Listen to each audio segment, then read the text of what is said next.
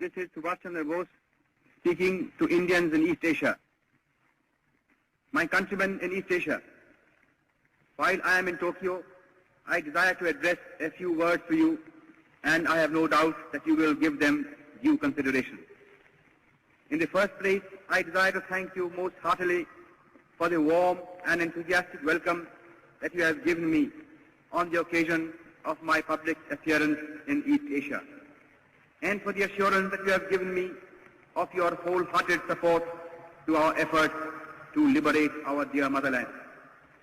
I feel overwhelmed at this manifestation of your burning patriotism and spirit of sacrifice.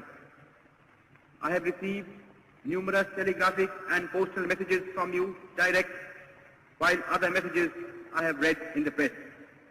And all these messages have given me great joy and satisfaction. You know that I am always an optimist. Nevertheless, I must say that the response that I have received has exceeded my fondest expectations.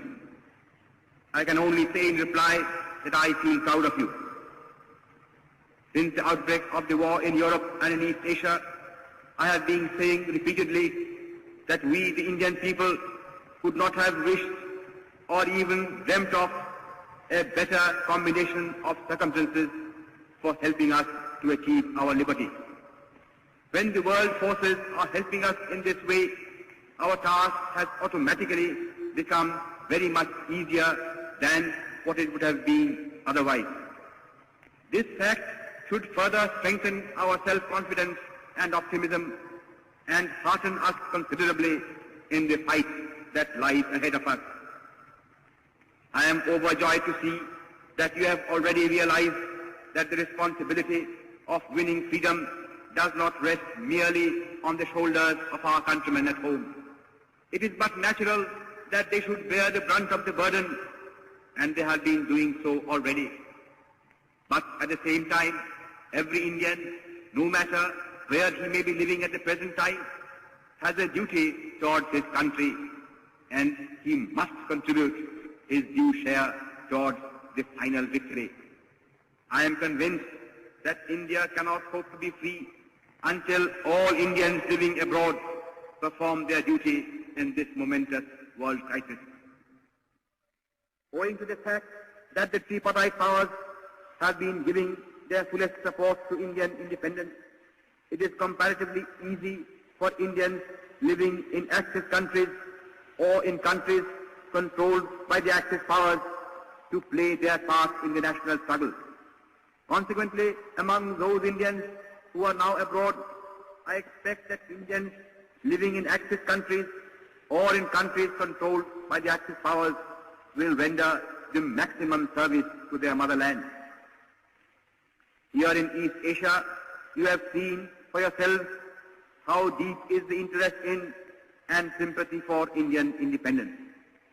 The readiness of the Imperial Japanese government and nation to render us any assistance in our national struggle that we may need has naturally lightened our task to a considerable degree.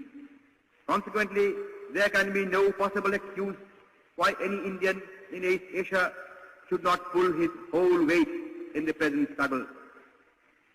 But though the Axis powers and Japan in particular are prepared to help us at any time and have been actually doing so already, the task of liberating India is ours and ours alone.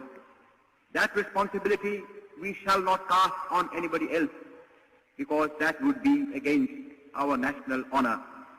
Moreover, we have no right to ask for or expect help from any quarter until we ourselves have first of all done our very utmost. Our countrymen and our sisters and brothers at home have been doing their best in the circumstances in which they are placed.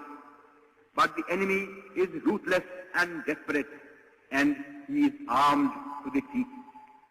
Against such a brutal foe, no amount of civil disobedience or of sabotage or of revolutionary terrorism can be of any avail.